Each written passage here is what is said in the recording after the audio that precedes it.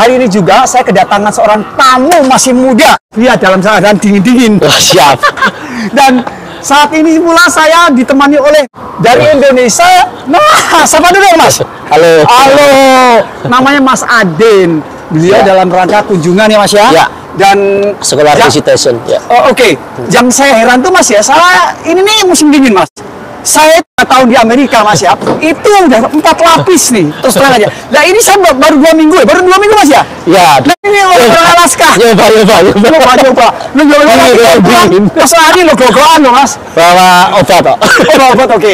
Oke, segini Mas, kita akan ngobrol-ngobrol dulu podcast bersama Mas Adin. Mas Adin, datang ke Amerika ini dalam rangka apa dan diundang atau berapa lama Mas? Ya, saya datang dari tanggal 5 November. Berapa lama? Diundang dari Penn University, Scholar Visitation. Jadi Prof. Simon dari Penn University mengundang saya untuk datang ke sini karena untuk presentasi tentang kegiatan-kegiatan yang kami lakukan di Semarang. Oh, Semarang. Ya. Oke. Terus? Ya, jadi selama hampir 2 minggu ini saya banyak ngisi kelas. Karena Prof. Simon juga mengajar kan di Penn kan. Jadi ada beberapa kelas yang saya masuk, terus saya presentasi, ada beberapa isu juga, terus ada juga pertemuan dengan beberapa lembaga yang lain juga. Lembaga-lembaga NGO atau pemerintah? Saya nggak terlalu hafal sih. Ada dari Monument Lab itu katanya juga bagian dari Penn Uni. Terus ada teman-teman dari mural departemen, betul. Shira ya, terus ada teman-teman Gapura yang memang diaspora orang Indonesia di Philadelphia. Terus ada juga kunjungan ke DC sama ke New York. Kebetulan ketemu sama street artist di sana yang memang juga cukup aktif untuk terlibat di dalam aktivisme. Nah sekarang ngomong-ngomong ya, kegiatan Mas itu kalau di Indonesia itu sebenarnya bergerak di bidang apa Mas? Ya kalau kami kan memang artis kolektif, kebetulan kami punya event tahunan, bienal, jadi 2 tahun sekali kami bikin program yang pindah-pindah dari satu kampung ke kampung yang lain. Nah itu terakhir kami bikin proyek ini di Tambak Rejo, itu di daerah coastal area, daerah pesisir di Semarang. Terus kami mengundang hampir 50-an seniman untuk bikin proyek di sana dan isunya tentang land subsidence, kenaikan muka air laut, terus rob, tidal waves, or something like that. Kegiatannya mostly presentasi sih. Presentasi ya? Tapi yang di Indonesia ada action nggak, Pak? Action itu berupa apa gitu loh? Itu ada kalau kegiatan utamanya ada 2 ya. Satu pameran. Yang kedua diskusi panelis. Pameran itu pameran apa, Mas? Kalau pameran seni visual gitu ya. Jadi seniman diundang untuk bikin karya dengan warga setempat, dengan penduduk di sana dan menggunakan rumah-rumah mereka sebagai tempat display. Wah, gitu. Keren banget. Kalau visualnya? Visualnya macam-macam, ada yang pertunjukan, ada yang performance art, ada pameran, ada foto, video, kemudian pemutaran film, macam-macam sih, lebih bisa festival. Bakal festival ya. Namanya apa biar sahabat-sahabat yang pengen nonton atau pengen tahu itu website itu apa namanya? Karena kalau websitenya growbaghisteria.org.id. Growbaghisteria. Growbaghisteria. Kalau Instagramnya juga Growbaghisteria. Terus di YouTube-nya Kolektif Histeria. Nanti bisa dicek itu beberapa proyeknya. Kalau yang saya presentasikan kemarin ada beberapa isu sih, ada yang tentang resiliensi atau ketahanan kampung, terus ada yang tentang ekosistem air gitu misalnya, terus ada juga yang tentang kepadatan dan ruang publik gitu. Jadi itu yang beberapa isu yang memang kami ceritakan. Itu ada di Bustaman, itu Lampung Kota, di Gunung Pati ada Nongko Sawit, itu yang daerah atas Semarang, terus ada di Kemilijen dan Tambak Rejo, itu yang daerah pesisir, terus kemudian ada Jatiwayang, itu yang di daerah bukit gitu. Jadi Semarang kan berbukit-bukit gitu.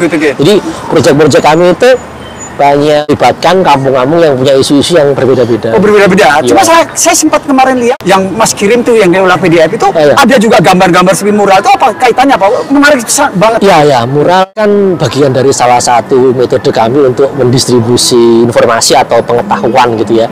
Jadi seniman atau kolaborator diundang untuk merespon dengan background mereka sendiri gitu loh. Kalau misalnya mereka backgroundnya videografer. Nah, mereka mungkin akan bikin karya berupa video, tetapi bahannya adalah hasil riset kami maupun dari interaksi dengan warga gitu Mas. Keren banget. Jadi itu jadi udah gini-gini begini.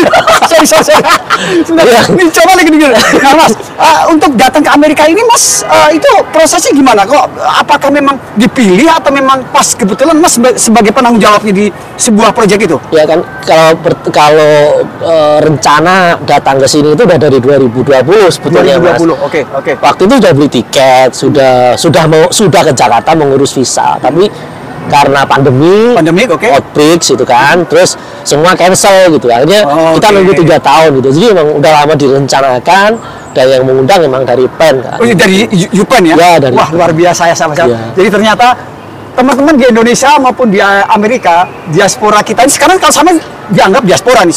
Diaspora juga karena di sini ya. Terima kasih. Banyak saudara. Luar biasa karena banyak orang-orang yang punya potensi luar biasa Indonesia itu selain Mas masih banyak ya. Dan pasti, memang perlu untuk bisa kolaborasi dengan dunia luar. Jadi mata dunia. Kalau kita berkumpul hanya di sekitar satu tempat aja, itu kan hanya kita melihat itu aja. Betul. Tapi kalau kita melihat keluar, berarti kita mata kita terbuka, betul Mas? Ya, jadi kemarin kan memang karena kita banyak muter, kami banyak berkeliling dan banyak ketemu dengan banyak orang.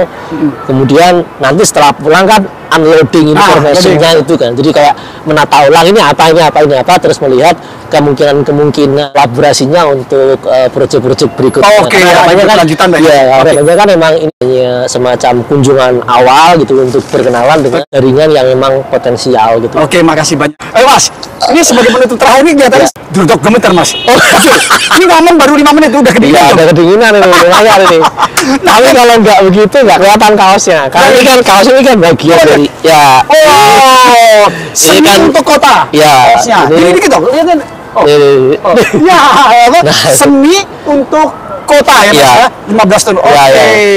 Gerobak Histeria. Oke, menarik. Jadi Mas sebagai penutup Mas ya, ini untuk memberikan motivasi atau edukasi dan termasuk semangatnya itu untuk teman-teman, itu kira-kira kesan dan kesannya di sini bagaimana, terus juga pesannya bagaimana untuk teman-teman masih muda tapi luar biasa. Sudah punya belum?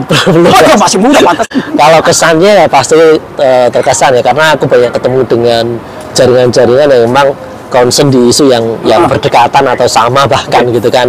Terus aku juga melihat bagaimana meskipun tidak sepenuhnya ya sistem pendidikan di sini di PEN Uni gitu kan. Dan menarik ada temuan-temuan yang menurutku ini ya ternyata memang berbeda, dan ada beberapa hal yang kemudian kayaknya ini kalau dibikin perbandingan itu pasti akan lain gitu kan, akan hasilnya berbeda. Itu menurutku menarik banget. Karena selama ini selama ini kan aku nggak tahu kurikulumnya kayak apa kan. Meskipun itu juga bisa dilihat di website ya, tapi ketika mengalaminya langsung, ketemu orang-orangnya langsung itu begitu ya. Terus setelah ke Amerika juga ada banyak temuan-temuan yang menurutku menarik untuk dibagikan di Indonesia gitu ya, terutama juga kondisi politik, terus isu-isu global barangkali gitu kan. Tidak kalah penting juga isu-isu climate gitu kan, yang memang di sini punya concern lebih gitu. Terus kalau pesan waktu itu aku mulainya kan dari bikin zin ya, bikin terbitan yang nggak penting gitu, yang maksudnya kayak selebaran dibagi-bagikan dulu Mas. Histeria itu kan berawal dari kelompok kami ini kan aktif dari tahun 2004 gitu, jadi hampir 20 tahun. Terus itu juga ya? Itu berawal dari bikin zin, dan zinnya itu ya sesuatu yang mungkin kalau orang lihat sekarang juga kayak apaan sih gitu loh, kayak nggak ya sesuatu yang kemudian sepele gitu ya. Terus bahasa Inggrisku juga ngaco Mas. Soal bahasa Inggris itu bukan masalah ngaco, yang penting keberanian Mas. Saya pun datang ke sini juga yang penting ngomong, jangan malu. Malu ya kelewatan. Maksudnya kan dulu kan nggak kebayang juga ya, akhirnya sampai ke Amerika atau mungkin juga ke beberapa negara di Eropa gitu ya.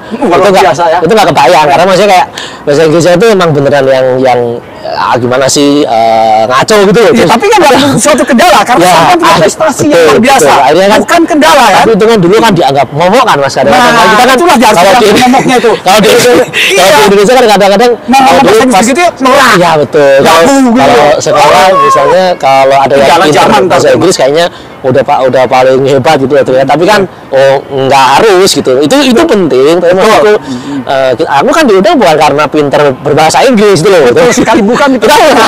Bukan skillnya itu di belakang itu kan proyek-proyeknya banyak, Mas. Ya, maksudnya kan ya siapapun bisa melakukan gitu ya, asal dia mungkin konsisten barangkali. Karena kita kan nggak ngerti ya, Mas. Maksudnya yang membuat Pak Tani sampai ke Philadelphia kan nggak kebayang dulu misalnya kan, sama sekali. Sama ya kan. Gitu. Tapi kan yang kita lakukan terus-menerus, yang kita lakukan secara berkala maupun berteman, membuka diri sebanyak mungkin, itu kayaknya dunia akan membuka juga buat kita.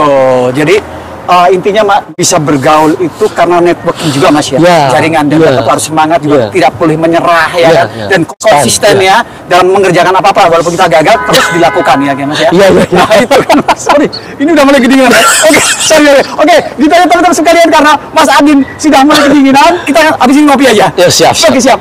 Matur banget, tetap stay tune terus dalam liputan-liputan Kabar Amerika TV ataupun Sarceville Official selanjutnya. Langsung dari lokasi. Salam, sekali merdeka tetap merdeka.